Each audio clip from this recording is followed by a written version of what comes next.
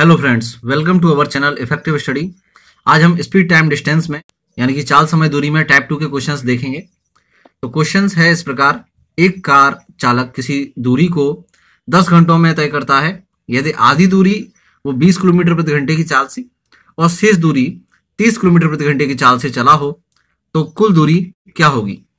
तो इस प्रकार के क्वेश्चन हमने टाइप 1 में सॉल्व किए थे, लेकिन वहां और यहाँ अंतर यह है कि वहां हमको औसत चाल निकालनी होती थी, लेकिन यहां पर आपको कुल दूरी निकालनी है। तो इस तरह के क्वेश्चन को सॉल्व करने के लिए सबसे पहले जो दूरी पूछी गई है उसका फॉर्मूला लगाइए। क्या होता है दूरी का फॉर्मूला? दूरी बराबर होता है चाल गुणित समय। दूरी कौन सी पूछी गई है आपसे?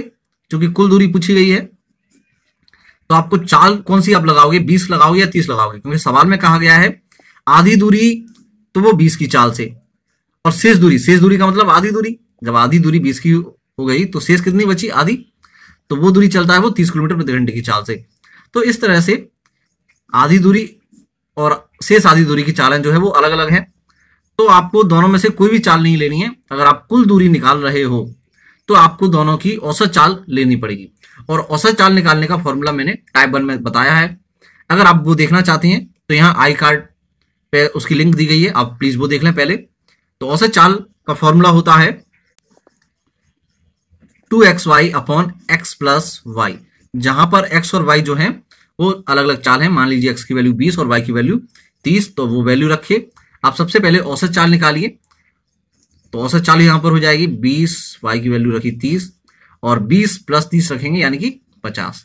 चलिए इसे सॉल्व कर लेते हैं। 5 से काटोगे 4, 4 × 12 दूनी 24। तो औसत चाल आ गई 24 किलोमीटर प्रति घंटे। तो आपको ना 20 लेना है चाल की जगह, ना 30 लेना है, आपको लेना है 24।